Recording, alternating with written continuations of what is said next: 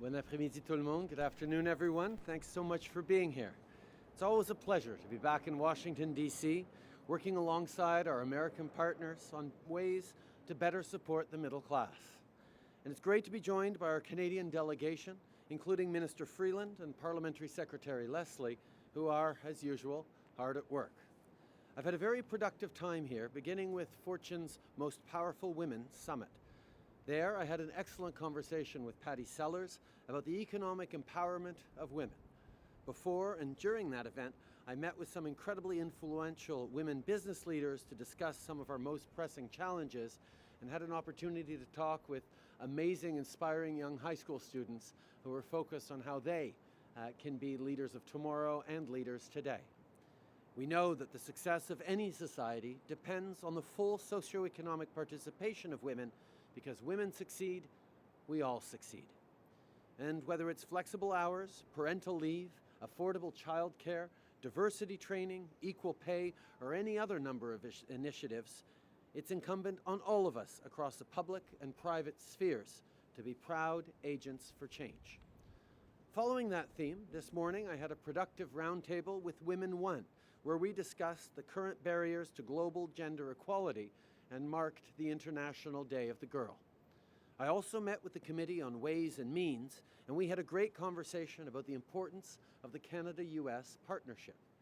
And I just wrapped up a very good meeting with President Trump, where we talked about trade, security, and economic growth. As we know, the fourth round of NAFTA negotiations is underway here in Washington, and the President and I reiterated our commitment to working together in good faith to give this deal a much-needed upgrade. NAFTA has benefited millions of people and can benefit millions more. We're pleased to have the opportunity to modernize this trade agreement for the current economy, a modernization that acknowledges the importance of gender, the environment, and Indigenous and labor rights. We know that there are millions of jobs on both sides of the Canada-US border that rely on trade and investment. In fact, Canada is among the top export markets for the majority of US states. And so it's imperative that we get a fair deal for Canadians, Americans, and Mexicans alike. That's what our teams at all orders of government are working hard towards. De façon générale, Generally notre voyage à speaking, Washington our s'est trip to avéré très Washington has productif. proven to be very Lors de productive. chacune de mes rencontres, At la every one question of que my j'avais en tête meetings, était the toujours la même. question I had in my C'est-à-dire, mind was always comment the same. pouvons-nous travailler How can we ensemble, work Américains together, et Canadiens, Canadians pour and mieux servir Americans, la classe to moyenne better et serve ceux the qui middle travaillent class fort pour and en those faire working partie. hard to join it? Parce qu'en bout de ligne, Because nous voulons ultimately, faire ce qu'il y a de we mieux want pour to nos do what is citoyens. best for our Nous citizens, savons que nous and we obtiendrons know de that meilleurs we will résultats en receive travaillant better ensemble. results by C'est working ce qui nous together. définit en tant That que is what Canadiens et defines us as Américains. Canadians C'est ce and qui fait de nous Americans, and that's des what amis makes proches us et des close alliés friends résolus. and Indeed, resolute I've said it allies. before, and I'll say it again. There is no relationship in the entire world quite like that between Canada and the United States. We can and we will continue to achieve great things together. Thank you again for being here. I'm happy to take your questions now. Bonjour, Monsieur Trudeau. Madeleine Blais-Morin, Good Radio-Canada. Si vous afternoon, pouvez répondre Mr. en Trudeau. français et en anglais, Perhaps s'il you vous could plaît. answer Qu'est-ce que in French Donald and Trump English. vous a What dit did Donald au Trump sujet say de to you l'ALENA? about Et est-ce que c'est NAFTA? maintenant plus clair And pour vous is it now ce qu'il clearer veut? for you in terms of what he C'est wants? clair que ce que Well, le it's président clear veut, c'est that ce que je what veux. the president wants is what D'assurer I des bons want, which emplois is pour to nos ensure citoyens, that we have good jobs d'assurer for une our prospérité citizens pour nos communautés, and prosperity dans les for our années à venir, communities in the et years de to come, comprendre que, and also il y a des façons to que nous understand pouvons that there travailler are ways in ensemble which we pour can work together améliorer, pour to moderniser improve l'accord and de l'ALENA, modernize de the façon NAFTA à agreement, permettre à so nos as to citoyens allow our de mieux citizens réussir dans cette to économie better mondiale. succeed in this global economy. The President and I agree that the goal of the NAFTA negotiations, the goal of any trade negotiations, needs to give opportunities to our citizens to succeed in an increasingly globalized world, to benefit from the opportunities that trade can give in a fair way. And that's the President's focus, and it's certainly my focus. Good afternoon, Prime Minister Joyce Napier, CTV. You went to see the Ways and Means Committee in Congress, an important and strategic one for trade. Are they your allies? Did you feel that you had allies there and strong ones? One of the things that I've seen in all my conversations with different members of the American establishment, administration, local governments, is that there is a deep understanding of the ways in which citizens across the United States benefit from trade with Canada. As I mentioned this morning, and is always important to underline, the U.S. has no bigger customer than Canada. Every year, the U.S. ships more goods to Canada than it does to China, Japan, and the UK combined. So good relations with Canada, a positive trade relationship, is something that directly benefits citizens right across the United States and in many, many of the constituencies directly represented by members of the Ways and Means Committee. They understand how important getting trade right is for their communities, for their citizens, for businesses right across the United States, and they were very open to the conversation we were having. En français, s'il vous plaît. La conversation que nous avons eue The ce matin conversation we had avec this morning le comité des Ways with and the Means, Ways and Means du Congrès, Committee in a mis Congress l'emphase sur le fait que ce que emphasized j'ai the entendu à fact travers that, les well, États-Unis actually en what I've parlant heard avec right des across the gouverneurs, United avec States différents through my membres de discussions l'administration, with governors c'est and que, various members il y a of the des bénéfices administration, concrets, which is that there are concrete pour benefits leur communauté, pour for leurs their citoyens, communities and their citizens des échanges commerciaux avec le through Canada. trade with En fait, Canada. les In fact, États-Unis the vendent United plus à States chaque année au Canada sends qu'ils vendent more en Chine, products au to Japon Canada et than to au China, Royaume-Uni Japan, and the ensemble. UK all On est together. leur plus grand We are client. the United States' Donc, largest on sait customer. très bien que So we c'est know un full impact well direct that sur there is a direct beaucoup impact des commettants on de ces membres many, du many comité et of ils sont the très ouverts à la conversation que nous avons eue ce constituents matin. of these people we met Going with back to the this morning. clarity, in the 6 minutes that we were in the Oval Office, the president hinted he could do away with NAFTA, but then again, not. He said it could it'd be a two-way, a three-way, or no way. What did you understand from what he said? What I continue to understand is that moving forward in a way that directly benefits citizens in our three countries is really important. As we engage in these negotiations in a serious and thoughtful way, we're continually looking for ways to improve the economic opportunities for our citizens, knowing that proper trade agreements like a renegotiated NAFTA will ensure better outcomes for citizens in all three countries. We remain focused in a serious way on the NAFTA negotiations and we'll continue to demonstrate that we understand that it is very important and very possible to get a win-win-win, as Vice President Pence said a number of months ago, out of these negotiations. So saying, I think it's been clear that circumstances are often challenging and we have to be ready for anything, and we are.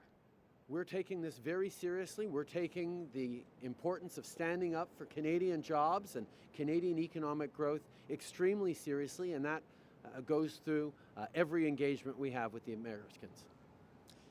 Good afternoon, Prime Minister Evan Dyer, CBC News. The Mexican two ministers in charge of this file have been talking in the last couple of days, sending a message that Mexico is bigger than NAFTA, that Mexico is ready to walk away from these talks. And not only these talks, but that if the U.S. Rescinds NAFTA, Mexico might end cooperation in other areas like migration, counter-narcotics, and so on. You've chosen a less confrontational approach, more honey, less vinegar, I guess. Why is that? And do you think maybe it's time to take a page from the Mexican book and try the other approach? I think what we have seen throughout is a recognition by this president and indeed by the American administration that the relationship with Canada is a very strong and positive one.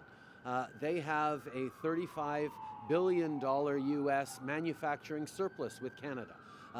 We have a very even trade relationship. We have very similar values and standards and approach to trade. And I am very confident that the impact that trade with Canada has had on the United States has been overwhelmingly positive over the entirety of our relationship, but particularly over the past 25 years of NAFTA.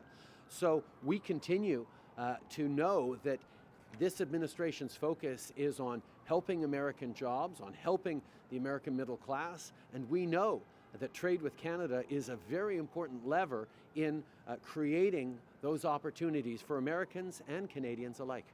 So, given that as you just pointed out, the Canadian relationship with the U.S. is different than Mexico's, the President today talked about the possibility of bilateral arrangements. Could you see a point where Canada decides it's better to go it alone without Mexico and try to establish a bilateral deal with the United States? I continue to believe in NAFTA. I continue to believe that as a continent working together in complementary ways is better for our citizens, is better for economic growth, and allows us to compete on stronger footing with the global economy.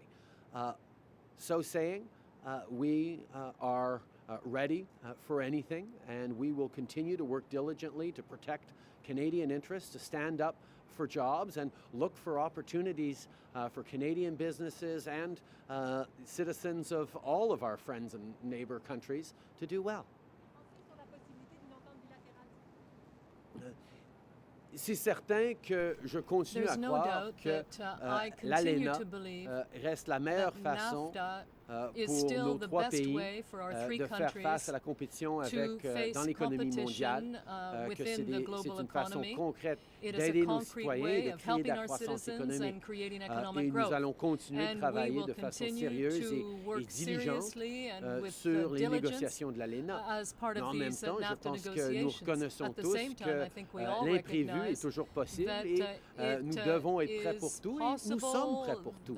Nous allons we need to toujours, be ready for quelle que anything, and soit we la are ready situation, for anything. pouvoir Whatever défendre the les situation, emplois, les intérêts we will be canadiens, defending the interests tout en of Canadians, s'assurant qu'on crée while de la at the same croissance time économique ensuring that we're chez going nos to voisins et create nos partenaires economic aussi. growth for our Hi, Daniel Dale friends from the and Toronto partners. Star. The U.S. Chamber of Commerce, I'm sure you saw, has been warning of poison pills it believes the Trump administration has been inserting into its proposals. And perhaps the most significant one is about automotive rules of origin. Have you seen the specific U.S. proposal on rules of origin yet? And is there any red line for you on rules of origin? For example, a 50% U.S. content requirement?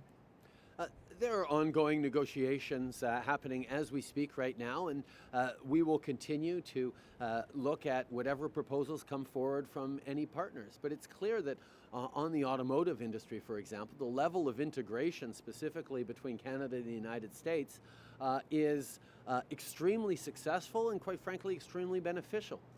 It makes sense for a Magna part to start in Strathroy, Ontario, be shipped to Michigan, then shipped to Ohio, then shipped for assembly, back and forth across the border, because we have an extremely successful auto manufacturing industry that crosses the border multiple times.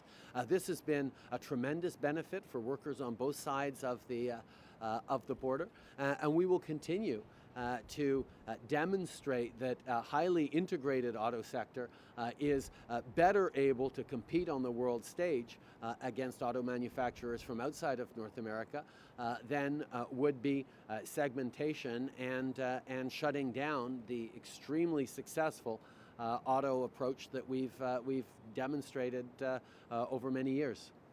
Is there anything you've heard so far on autos, on a sunset clause, on one-for-one government procurement exchange, to which you'd say, absolutely not, Canada won't do that? I think our approach has been to work seriously and take seriously the proposals put forward.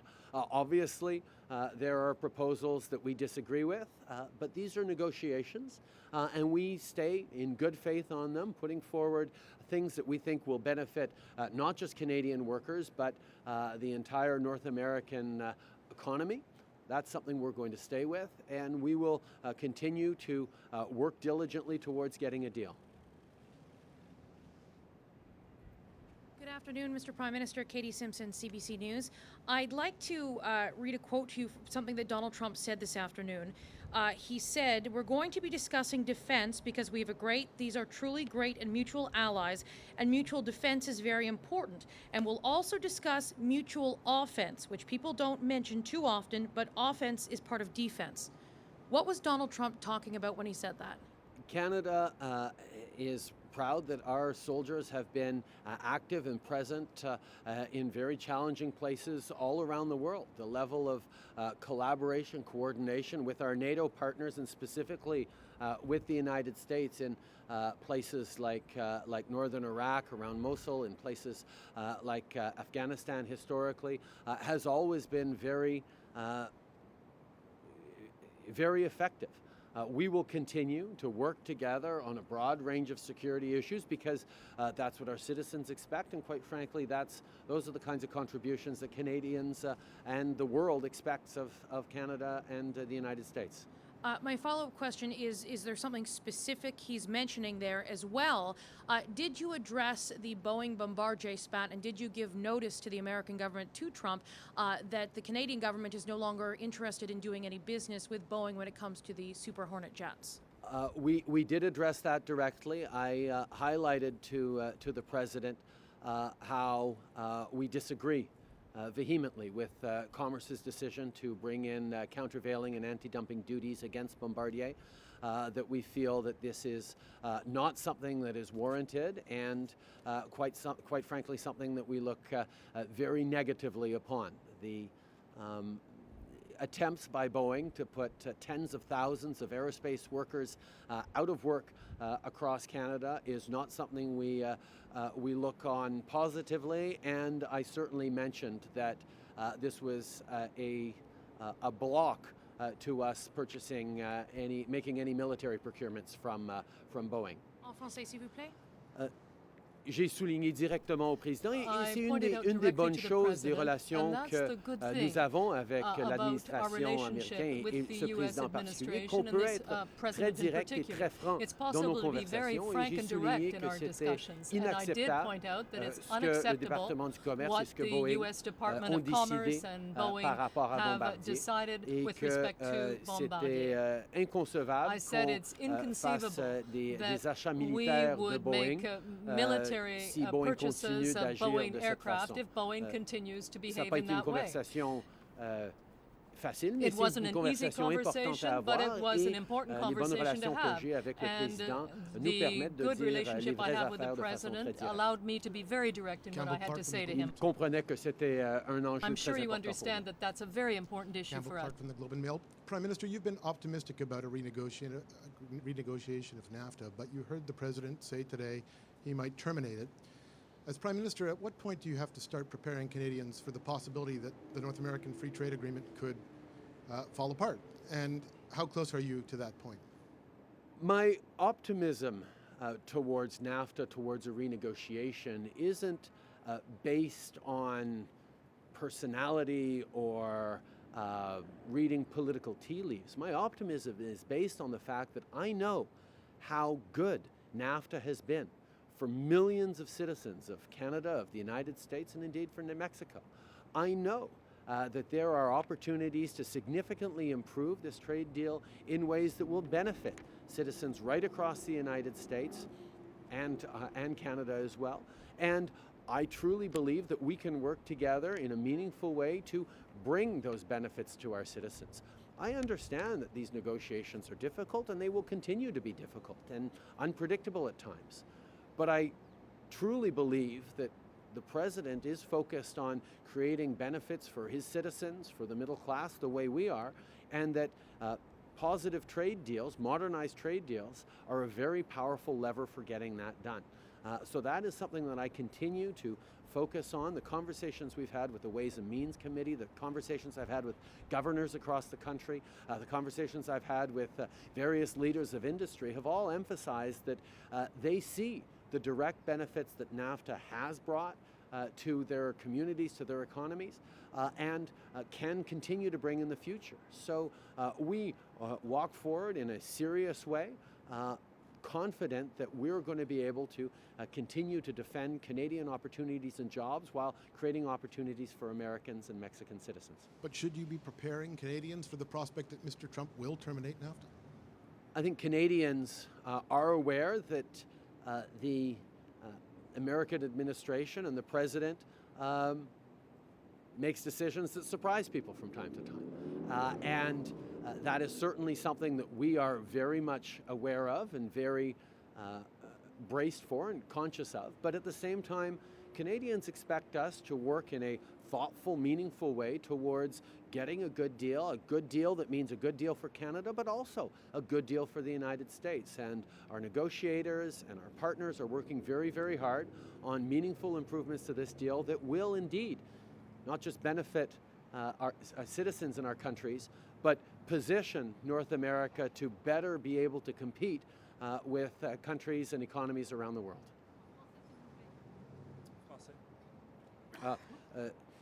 Je continue d'être optimiste I continue par rapport to be à cette optimistic situation parce que nous about savons this situation que les because bénéfices we du know commerce that entre le Canada et les the Américains ont été benefits of trade between Canada and the sentis US par des have been millions de felt citoyens by dans nos deux millions of pays. citizens in our two On n'a pas countries. d'illusion que We have no ce président, et les Canadiens illusions. savent très I bien think que ce Canadians président know full well peut that this president surprendre de temps en can temps. surprise people at Mais en times, même temps, but je at the sais same que time, I know cette that administration this est extrêmement administration axée sur le is fait very de much créer des focused emplois, on des creating opportunités pour jobs leurs and citoyens, opportunities des emplois et des for its opportunités citizens, qui jobs and viennent opportunities par that des are accords the result commerciaux of modernisés. trade agreements that are Alors, modernized. nous allons So continuer de we will travailler de façon continue to sérieuse work pour défendre nos seriously intérêts, pour to savoir defend our que interests. c'est très And possible we d'avoir believe it's un quite accord possible qui to reach an donnera agreement des that avantages will et au provide Canada for et aux benefits États-Unis both et au Mexique for en même Canada temps. Et c'est and the sur United ça States que and nous Mexico. travaillons de And that façon is si, what we are si concentrée. working so hard to achieve. Stephanie Levitz, the Canadian Press. You said several times that you're ready for anything.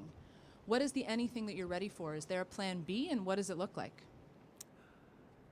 As I said, we're very much focused on continuing to negotiate in good faith on modernizing and upgrading NAFTA. This is something that we know has given tremendous benefits to communities, to workers in our two countries, and will continue to in the future. There are opportunities to improve it and upgrade it, modernize it, and we're excited about that. At the same time, we know that there is a certain level of unpredictability these days, over these past months, that we need to be conscious of, and we are always looking for ways to ensure that regardless of what happens, we will be able to defend Canadian jobs, stand up for Canada's interests, and grow our economy in meaningful ways that benefit all Canadians. Do you see a point coming where the interests of Canadians will be better served not by pursuing trilateral trade negotiations, but bilateral negotiations with the United States unilaterally, Mexico unilaterally, or one or the other? NAFTA has been in place for 25 years, and I think it's certainly worthwhile to focus on improving it, to modernizing it, to addressing challenges that may have arisen within it. And we're certainly going to be focused on doing that to shorten the period of uncertainty around any negotiations that happen, so that the business community, so investors, so people can have confidence in their future and their jobs. But as I've always said, we are very aware that there are other potential paths out there, and we will address them when as they arise, with the knowledge that they are certainly out there. We'll take two last questions. Brett Fortnum with Inside U.S. Trade. Do you think that threats to withdraw from NAFTA are... Sorry, can you speak a little closer to the mic? Sure. Please? Do you think that threats to withdraw from NAFTA are helpful? And if the U.S. does decide to withdraw, is falling back on the U.S.-Canada Free Trade Agreement a good enough option for Canada, and would that agreement have to be updated as well? Well, the Canada-U.S. agreement is well over 25 years old, close to 30 years old. So certainly it is not as modern and advanced a treaty as even NAFTA is. We would much rather continue to modernize and update NAFTA. I think there are many different approaches on negotiations, and we are continuing to work seriously and diligently, putting meaningful proposals forward and looking for ways to improve the outcomes, not just for Canada's citizens, but for citizens of our friend and partner countries. That's the focus we're going to continue to have, and it's one that Canadians support. And to follow up, You've mentioned several times a progressive trade agenda that includes gender and indigenous chapters. Can you outline for us a little bit more what those chapters would entail, what obligations they would put on the U.S.? I think one of the challenges we see around trade deals these days is that citizens aren't always aware or convinced of the benefits that flow to them from these deals. There's a perception that large corporations, multinationals, perhaps governments benefit from trade deals, but individual citizens, individual workers, small businesses don't always benefit from large international trade deals. And I think it has become imperative as we move forward on trade deals to demonstrate that we understand citizens' anxieties and worries, and that we are actively looking for ways to ensure protections and opportunities for minorities, for marginalized communities, for women, within the framework of these trade deals. Part of getting these trade deals to move forward requires us to get support, public support for these trade deals, and demonstrating that we're hearing the concerns that people feel and responding to them, I think helps significantly in making the case that trade can and will be good for all citizens. Last question, then F. Paul Villar, Wall Street Journal. Mr. Trudeau, do you believe, or Mr. Prime Minister, do you believe that these talks can conclude successfully by year end, as both Mexico and the U.S. want? There's no question that the compressed timeline for the renegotiating of NAFTA has always been seen as a challenge, but I don't think an insurmountable one. I think there are so many ways in which our countries can agree on benefits for our citizens and opportunities to grow the economy that we can certainly make significant improvements to NAFTA within the timeline given. We just have to make sure that our negotiators are continuing to roll up their sleeves and work seriously and in good faith. That's certainly what the Canadians are doing, and we are certainly going to continue to work to try and meet all the deadlines and the timelines put forward. Merci beaucoup tout le monde.